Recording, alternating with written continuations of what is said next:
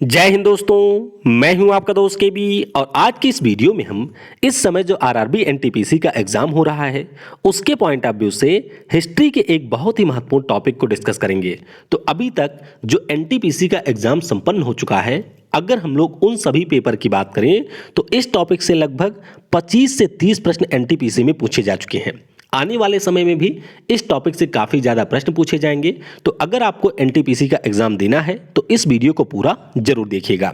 इससे पहले NTPC exam के लिए 18 वीडियो मैं ऑलरेडी बना चुका हूं और डेली उन सभी वीडियो से लगभग 10 से 15 प्रश्न एनटीपीसी एग्ज़ाम में पूछे जा रहे हैं। तो अगर आपने उन सभी वीडियो को नहीं देखा है तो ऊपर आई बटन पर आपको उनकी लिंक मिल जाएगी, वहां से आप उन वीडियोज़ को जरूर देख लें। तो चलिए इस वीडियो की हम शुरुआत करते हैं। वीडियो अगर आपको पसंद आता है तो इसे आपको लाइक करना है और लाइक करने के साथ में इसे अपने दोस्तों के साथ में शेयर भी जरूर करना है। टारगेट रखते हैं 1000 लाइक का और ये उम्मीद करते हैं कि आप 1000 लाइक जरूर करेंगे।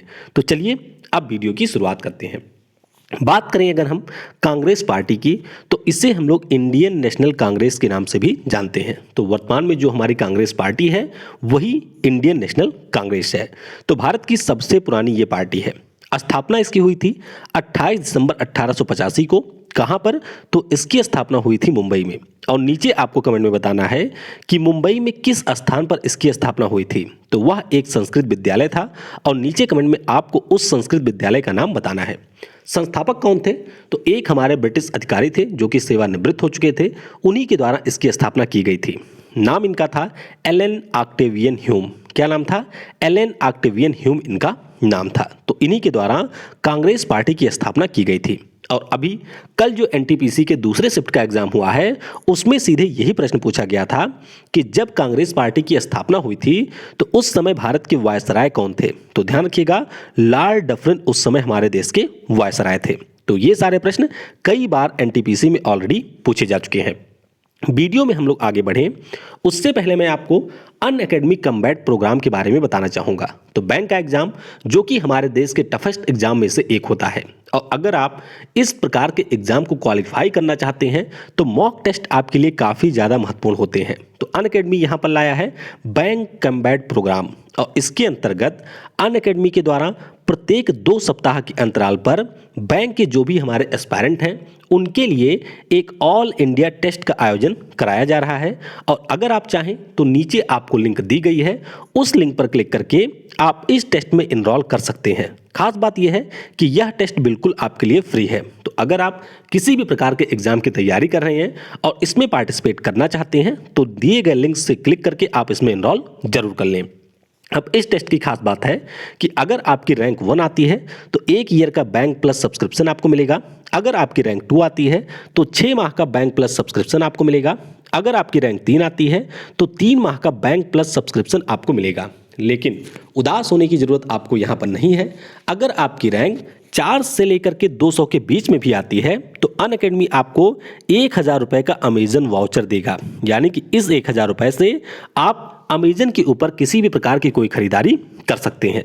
और इस टेस्ट की खास बात यह है कि आप इसमें रियल टाइम रैंकिंग को देख सकते हैं। जो भी बैंक की तैयारी करने वाले भारत के अन्य कैंडिडेट हैं उन सभी के साथ में आप अपने आप को कंपीट कर सकते हैं और सभी प्रश्नों के आपको यहाँ पर वीडियो सॉल्यूशन भी प्रोवाइड कराए जाएंगे। तो बहुत ही अच्छी टेस्ट सीरीज है, आप सभी के लिए बिल्कुल मुफ्त है। तो इसमें इनरोल आप जरूर कर लें और जब आप इसमें इनरोल करेंगे तो उस समय अगर आपसे कूपन कोड मांगा जाता है तो आपको इंटर करना है KV10।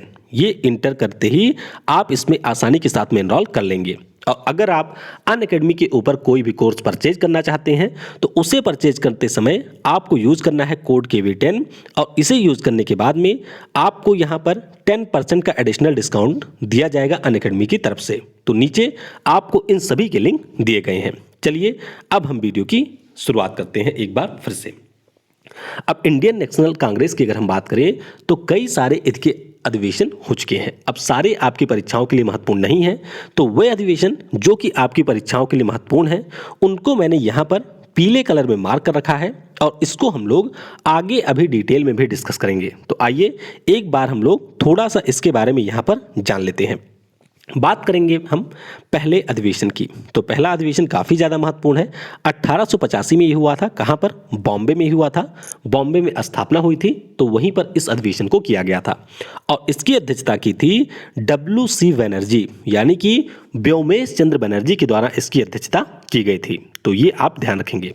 दूसरे अधिवेशन की बात करते हैं तो ये आपका 1886 में हुआ था। कब? 1886 में हुआ था। कहाँ पर हुआ था? तो कलकत्ता में हुआ था और दादा भाई नौरोजी इसके थे अध्यक्ष। तो ये पॉइंट भी आप ध्यान रखेंगे। तीसरे अधिवेशन की बात करते हैं तो ये आपका 1887 में हुआ था मद्रास में और उस समय एस बदरुद्दीन तैयब जी के द्वारा इसकी अध्यक्षता की गई थी। चौथे अधिवेशन की बात करते हैं तो ये 1888 को हुआ था इलाहाबाद में और जॉर्ज यूल के द्वारा इसकी अध्यक्षता की गई थी। तो ये जो आपके पहले 4 अधिवेशन हैं ये बहुत ही ज़्यादा महत्वपूर्ण है, इनके बारे में आपको थोड़ा सा ध्यान रखना है। फिर बात करते हैं 12वें अधिवेशन की। तो ध्यान रखिएगा ये हुआ था 1896 में कलकत्ता में और रहीमतुल्लाह सयानी के द्वारा इसकी अध्यक्षता की गई थी। अब ये सारे खास क्यों हैं इसके बारे में हम लोग आगे डिस्कस करेंगे। अभी मैं आपको एक ओवरव्यू यहाँ पर दे रहा हूँ कि कौन सा महत्वपूर्ण अधिवेशन कब यहाँ पर हुआ था। फिर बात करते हैं 21वें अधिवेशन की। तो ये आपका हुआ था 1905 में। कहाँ पर हुआ था? तो बनारस में ये हुआ था और जो हमारे गोपाल कृष्ण गोखले जी थे उनके द्वारा इसकी अध्यक्षता की गई थी। फिर बात करते हैं 22वें अधिवेशन की।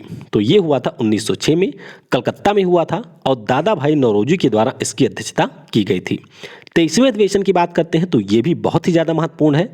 1907 में ये हुआ था सूरत में और रास बिहारी घोष के द्वारा इसकी अध्यक्षता की गई थी। तो 21वां, 22वां और 23वां भी आपको यहाँ पर ध्यान रखना है। उसके बाद में अगर हम 25वें की बात करें तो ये 1909 में हुआ था लाहौर में और पंडित मदन मोहन मालवीय के द्वारा इसकी अध्यक्षता की गई थी। 27वें की बात करते हैं तो ये आपका हुआ था 1911 में कलकत्ता में। इसकी अध्यक्षता की थी बिशन नारायण धर ने। अब ये जो हमारा अधिवेशन है वह इसलिए महत्वपूर्ण नहीं है कि इसकी अध्यक्षता किसने की थी, बल्कि इसमें जो चीज़ हमारी की गई थी वह महत्वपूर्ण है। तो क्या चीज़ हुई थी उसे हम लोग अभी आगे डिस्कस करेंगे। फिर बात करते हैं 32वें अधिवेशन की। तो ध्यान रखिएगा ये अधिवेशन हुआ था 1916 में। कब हुआ था? 1916 में हुआ था लखनऊ में और अंबिका चरण मजूमदार जी के द्वारा इसकी अध्यक्षता की गई थी। फिर बात करते हैं 33वें अधिवेशन की। तो ये हुआ था 1917 में कलकत्ता में हुआ था और एनी बेसेंट जी के द्वारा इसकी अध्यक्षता की गई थी। फिर बात करते हैं 35वें अधिवेशन की। तो ये कहाँ पर हुआ था? 1919 में हुआ था अमृतसर में। बहुत ही महत्वपूर्ण है, ध्यान रखिएगा। अमृतसर यानी कि पंजाब में हुआ था और मोतीलाल नेहरू यानी कि जो हमारे पहले पीएम थे जवाहरलाल नेहरू उनके पिता के द्वारा इसकी अध्यक्षता की गई थी। फिर बात करते हैं 40वें अधिवेशन की। तो ध्यान रखिएगा 40वां जो अधिवेशन है ये 1924 में हुआ था बेलगाम में और महात्मा गांधी जी के द्वारा इसकी अध्यक्षता की गई थी। 41वें की बात करते हैं तो ये 1925 में हुआ था, कानपुर में हुआ था और सरोजनी नायडू जी के द्वारा इसकी अध्यक्षता की गई थी। फिर बात करते हैं 45वें की। तो ये 1929 में हुआ था जवाहरलाल नेहरू की अध्यक्षता में और कहाँ पर हुआ था? तो ये हुआ था लाहौर में और ये भी बहुत ही ज़्यादा महत्वपूर्ण है। फिर बात करते हैं 46वें अधिवेशन की। तो ये हुआ था 1931 में वर्तमान का जो पाकिस्तान है उसके कराची शहर में और वल्लभ भाई पटेल जी के द्वारा इसकी अध्यक्षता की गई थी। फिर बात करते हैं 49वें की। तो ये हुआ था 1934 में बॉम्बे में और उस समय इसके अध्यक्ष थे डॉक्टर राजेंद्र प्रसाद। कौन थे? डॉक्टर राजेंद्र प्रसाद। फिर 1935 में कोई अधिवेशन नहीं होता है, भारत सरकार एक्ट 1935 आता है और 1930 में भी अधिवेशन नहीं होता है और उस समय सविनय अवज्ञा आंदोलन की शुरुआत हुई होती है। फिर बात करते हैं 52वें अधिवेशन की। तो ये आपका हुआ था हरिपुरा में। बहुत ही ज़्यादा महत्वपूर्ण है, ध्यान रखिएगा। जो हमारे नेताजी सुभाष चंद्र बोस थे वे पहली बार कांग्रेस के अध्यक्ष बने थे गुजरात के हरिपुरा वाले अधिवेशन में और ये आपका हुआ था 1938 में। फिर बात करते हैं 54वें अधिवेशन की। तो इसके बारे में आप ध्यान रखेंगे कि हमारी आज़ादी के ठीक बाद ये अधिवेशन हुआ था मेरठ में और उसके अध्यक्ष थे JB कृपलानी साहब। कौन थे? JB कृपलानी साहब। तो यहाँ पर मैंने आपको रफली एक बार सबके बारे में बता दिया है। तो जो लोग वीडियो यहाँ पर क्विट करना चाहें वह वीडियो को यहाँ पर क्विट कर सकते हैं। अब हम लोग थोड़ा सा और डिटेल में चीज़ों को डिस्कस करेंगे क्योंकि NTPC के एग्जाम में काफ़ी डिटेल में भी प्रश्न इससे पूछे जा रहे हैं। तो बात करते हैं पहले कांग्रेस अधिवेशन की। तो ये हमारा हुआ था 1885 में मुंबई में, और उस समय इसके अध्यक्ष थे व्योमेश चंद्र बनर्जी। कौन थे? व्योमेश चंद्र बनर्जी इसके अध्यक्ष थे।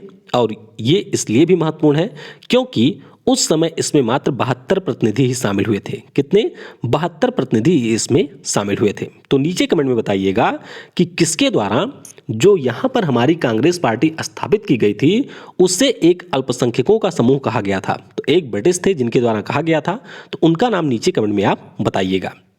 फिर बात करते हैं दूसरे कांग्रेस अधिवेशन की। तो ये कब हुआ था? ये हमारा 1886 में हुआ था, कोलकाता में। वर्तमान में जो कोलकाता है वहाँ पर इसका आयोजन किया गया था। अध्यक्ष इसके थे दादा भाई नौरोजी।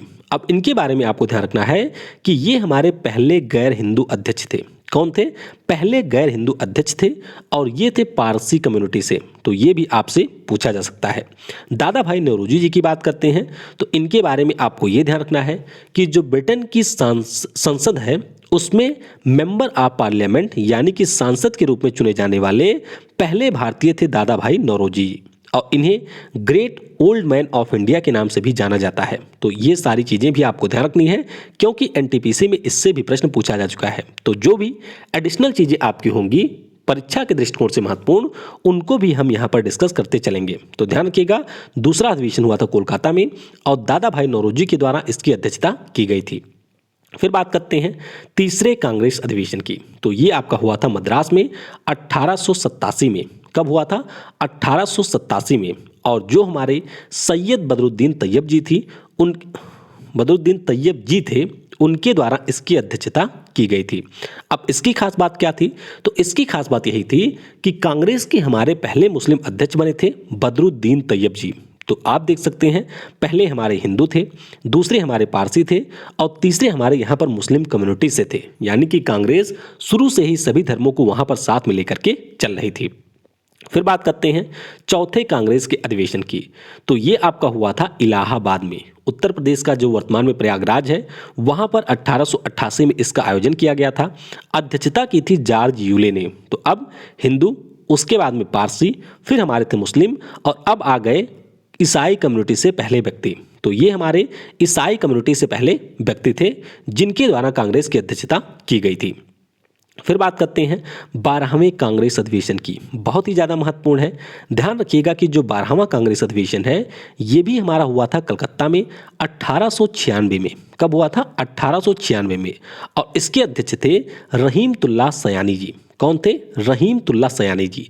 इसकी खास बात क्या रही? तो इसकी खास बात ये रही थी कि जो हमारा वर्तमान में राष्ट्रीय गीत है वंदे मातरम, उस गीत को पहली बार इसी अधिवेशन में गाया गया था। तो आपको ये ध्यान रखना है कि जो हमारा राष्ट्रीय गीत है वंदे मातरम, उससे पहली बार जो 12वां कांग्रेस का अधिवेशन हुआ था 1896 में कलकत्ता में, उसमें पहली बार गाया गया था। तो ये पॉइंट आप यहाँ पर ध्यान रखेंगे। फिर बात करते हैं 21वें कांग्रेस के अधिवेशन की। तो जो ये अधिवेशन है ये आपका हुआ था 1905 में। कब हुआ था? 1905 में। और कहाँ पर हुआ था? तो ये आपका हुआ था बनारस में। अध्यक्ष कौन थे? तो गोपाल कृष्ण गोखले, जो कि हमारे गांधी जी के गुरु थे, गांधी जी के ये गुरु थे, वही इसके अध्यक्ष बने थे। और यहाँ पर जो बंग भंग आंदोलन है उसका समर्थन किया गया था। यानी कि जो लॉर्ड कर्जन है उनके द्वारा बंगाल का विभाजन किया जाता है और उस विभाजन का विरोध करती है कांग्रेस। और इस समय यहाँ पर स्वदेशी मूवमेंट भी चला था।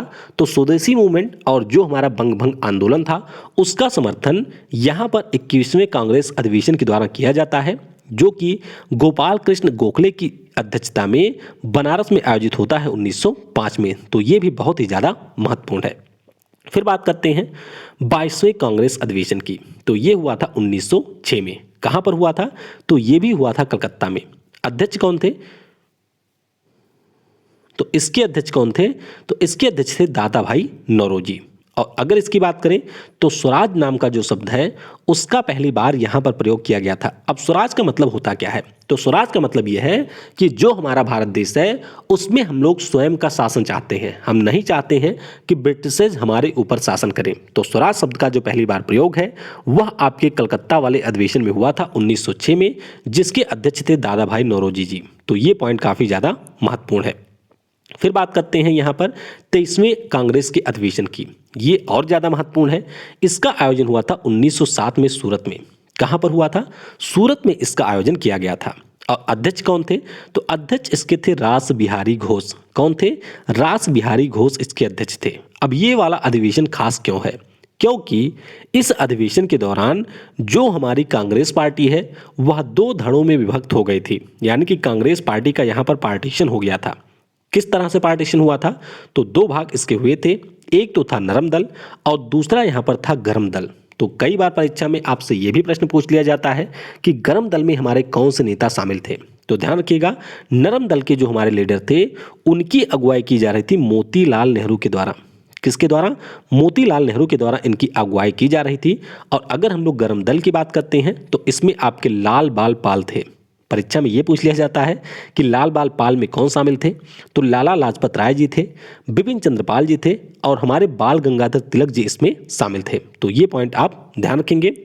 वैसे अगर हम इन दोनों दलों की बात करते हैं तो जो हमारा नरम दल था इनका मुख्य रूप से मानना था कि हमें अंग्रेजों का साथ देना चाहिए, एक सॉफ्ट पॉलिसी को अपनाना चाहिए और उसी के माध्यम से हमें अंग्रेजों के ऊपर प्रेशर क्रिएट करना चाहिए। लेकिन जो हमारा गर्म दल था उनका सीधे सीधे ये मानना था कि यहाँ पर जो घी है वह सीधी उंगली से नहीं निकलेगी, हमें यहाँ पर घी को अगर निकालना है तो उंगली को टेढ़ी करना पड़ेगा। तो इसीलिए कांग्रेस यहाँ पर दो धड़ों में विभक्त हो जाता है। तो आपको ध्यान रखना है कि 1907 में जो सूरत वाला अधिवेशन हुआ था रास बिहारी घोष की अध्यक्षता में, यहीं पर कांग्रेस पार्टी दो भागों में टूटती है।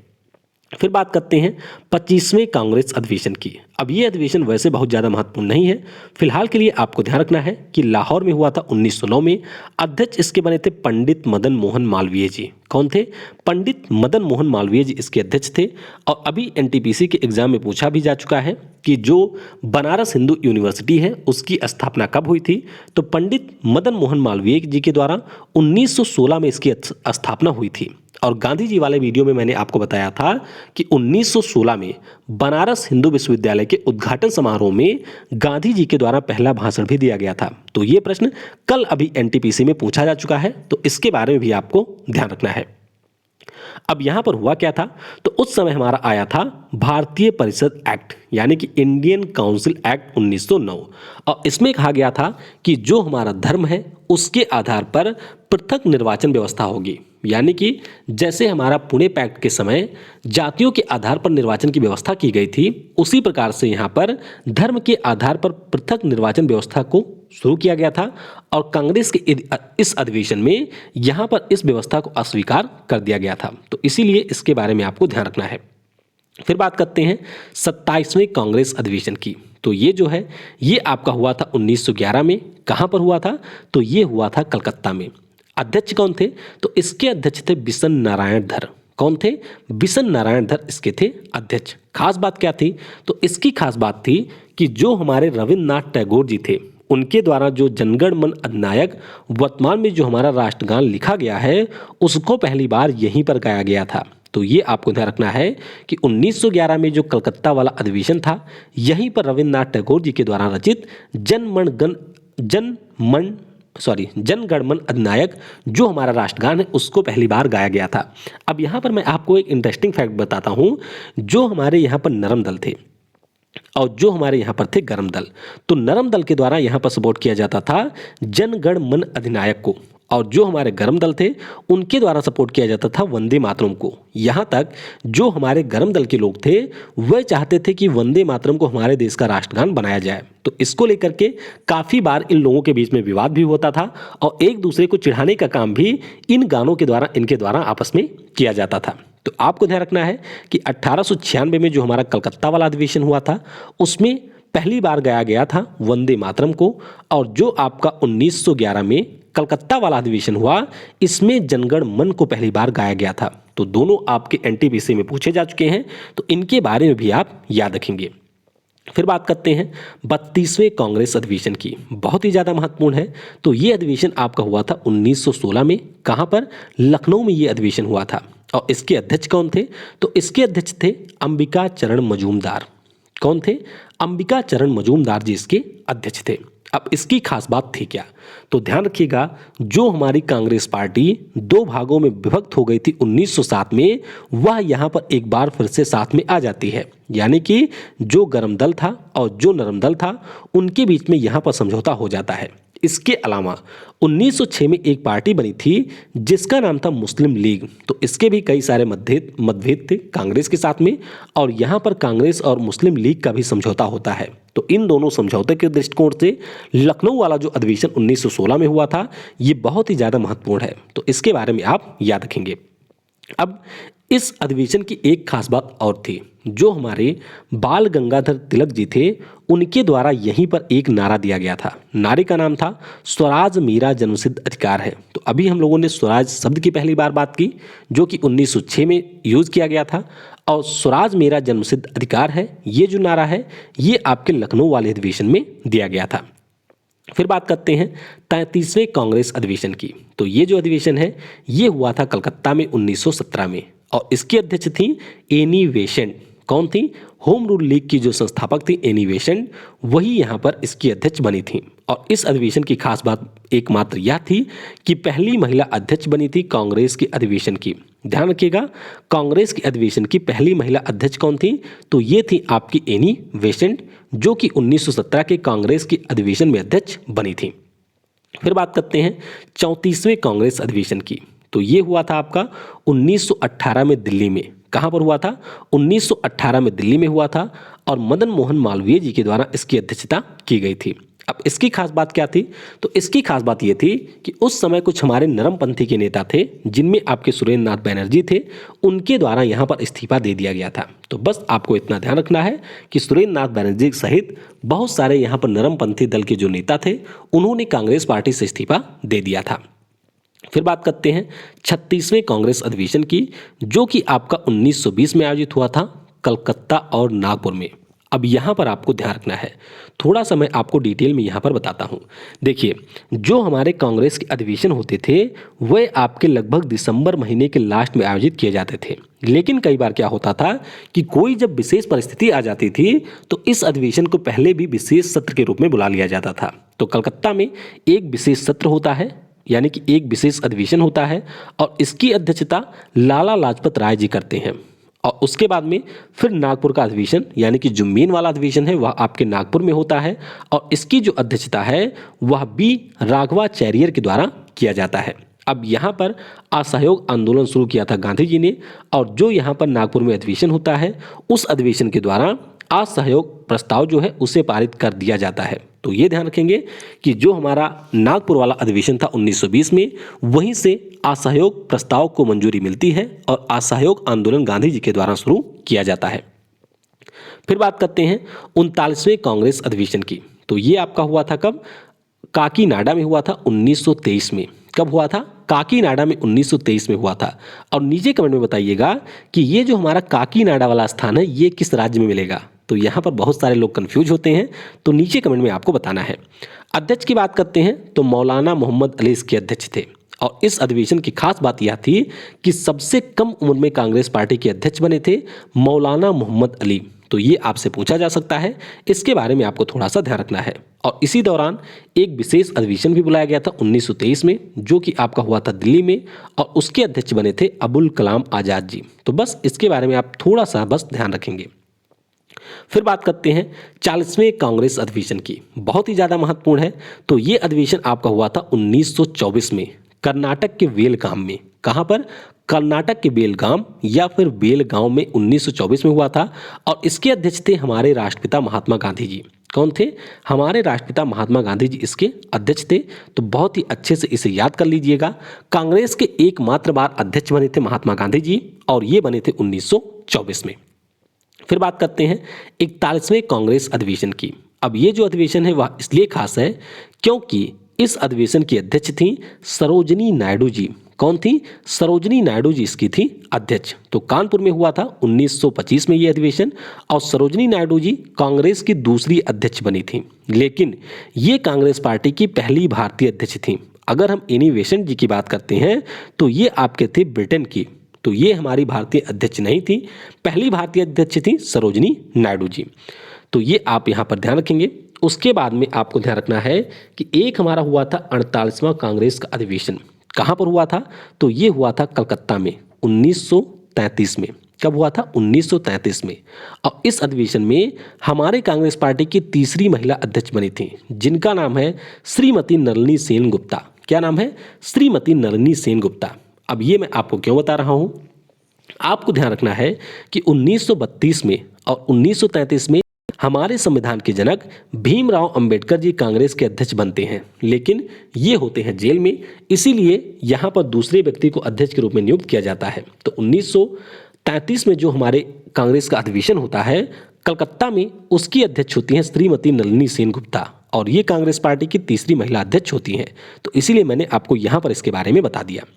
फिर बात करते हैं 45वें कांग्रेस अधिवेशन की, और ये भी हमारा सबसे ज़्यादा महत्वपूर्ण अधिवेशन में से एक है। 1929 में लाहौर में इसका आयोजन किया जाता है और अध्यक्षता करते हैं हमारे भारत के पहले पीएम जवाहरलाल नेहरू जी। अब इस अधिवेशन की खास बात क्या थी? तो इस अधिवेशन में जो हमारा पूर्ण स्वराज का प्रस्ताव होता है उसको पारित किया जाता है। पूर्ण स्वराज का प्रस्ताव यहाँ पर पारित किया जाता है और ऐसी घोषणा की जाती है कि 26 जनवरी 1930 से हम लोग प्रत्येक वर्ष 26 जनवरी के दिन पूर्ण स्वराज दिवस को मनाएंगे। तो ध्यान रखिएगा, एनटीपीसी एग्जाम में ये 2 से 3 बार प्रश्न पूछा जा चुका है कि पूर्ण स्वराज जो है उसका प्रस्ताव किस अधिवेशन में पारित हुआ था। तो ये आपके लाहौर वाले अधिवेशन में पारित किया गया था 1929 में, और इसी समय पूर्ण स्वराज दिवस मनाने की घोषणा 1930 से प्रत्येक वर्ष की गई थी। और इसी के बाद में जब हमारा संविधान बनकर के तैयार हो जाता है तो इसे हम लोग 26 जनवरी 1950 को ही लागू करते हैं, क्योंकि 26 जनवरी का हमारे देश के इतिहास में बहुत ही खास महत्व रहा था 1930 से लेकर के ही, और इसीलिए 26 जनवरी को हम लोग रिपब्लिक डे यहाँ पर मनाते हैं। फिर बात करते हैं 46वें कांग्रेस अधिवेशन की। तो ये जो अधिवेशन है ये आपका हुआ था कराची में 1931 में। बहुत ही ज़्यादा महत्वपूर्ण है, एनटीपीसी में इससे भी प्रश्न पूछा जा चुका है। और हमारे भारत के जो पहले गृह मंत्री थे, या फिर आप कह सकते हैं पहले उप प्रधानमंत्री थे, सरदार वल्लभ भाई पटेल, वे इस अधिवेशन के अध्यक्ष थे। अब इसकी खास बात क्या थी? तो इसकी खास बात यह थी कि जो हमारा गांधी इरविन समझौता हुआ था उसको यहाँ पर अनुमोदित किया गया था, और जो हमारे मौलिक अधिकार हो सकते हैं उनके लिए भी एक प्रस्ताव इस अधिवेशन में पारित हुआ था। तो ये आप ध्यान रखेंगे कि कराची में हुआ था 1931 में, और अध्यक्ष इसके थे सरदार वल्लभ भाई पटेल जी। फिर बात करते हैं 51वें कांग्रेस के अधिवेशन की। तो ये जो अधिवेशन है वह आपका 1937 में हुआ था फैजपुर में। कहाँ पर हुआ था? फैजपुर में इस अधिवेशन का आयोजन किया गया था।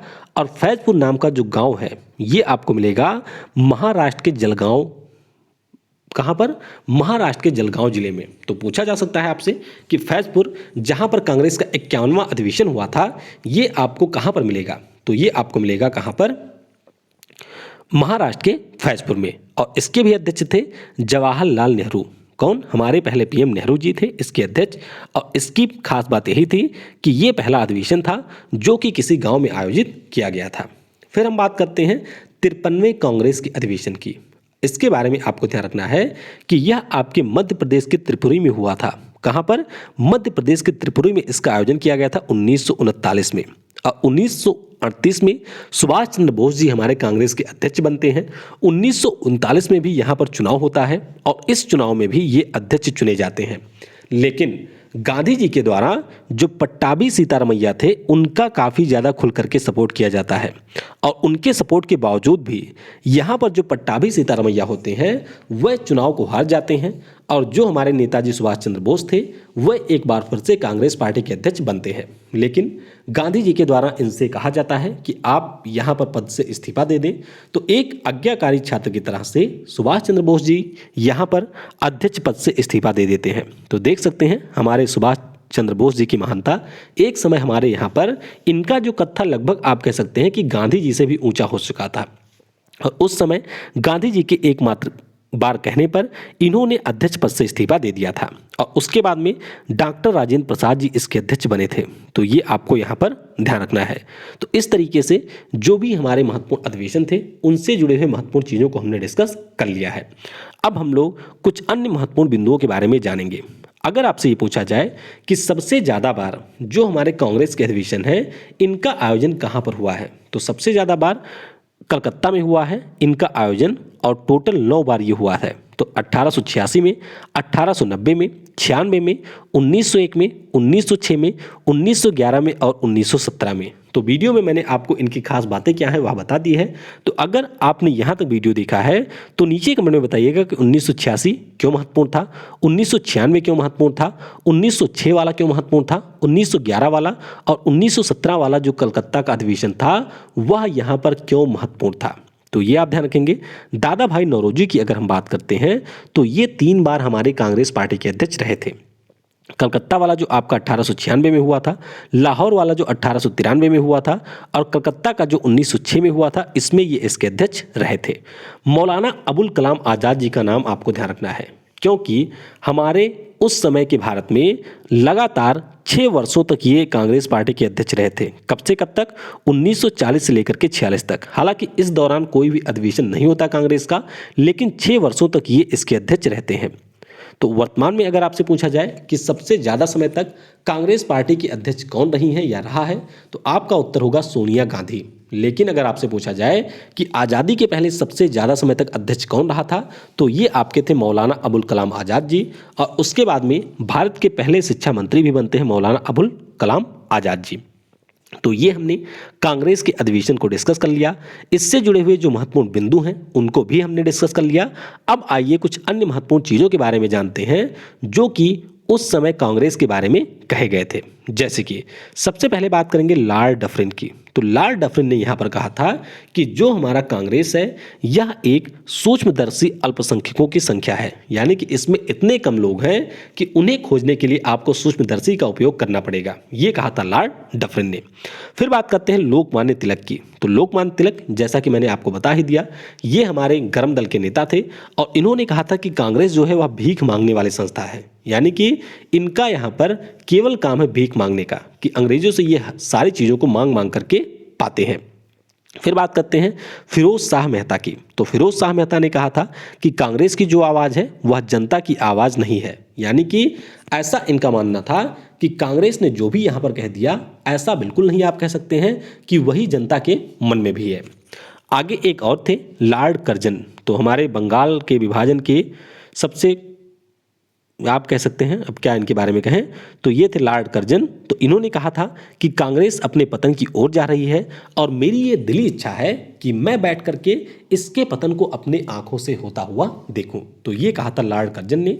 तो कई बार परीक्षाओं में इनसे भी प्रश्न पूछ लिया जाता है, तो इनके बारे में आपको ध्यान रखना है। अब हम उम्मीद करते हैं कि अगर एनटीपीसी एग्जाम में कोई भी प्रश्न कांग्रेस के अधिवेशन से पूछा जाता है तो वह इस वीडियो के बाहर नहीं होगा। देखिए, कोशिश मेरी हमेशा ये रहती है कि वीडियो मुश्किल से 15 मिनट का हो, लेकिन जब चीज़ों को यहाँ पर मैं बताना शुरू करता हूँ तो वीडियो की लेंथ ऑटोमेटिक लंबी हो जाती है। तो ये वीडियो भी लगभग 30 से 32 मिनट की हो चुकी है। आशा करते हैं कि वीडियो आपको पसंद आई होगी। Thanks for watching. जय हिंद, जय भारत, और सबसे ज़रूरी, पढ़ेगा भारत तो बढ़ेगा भारत।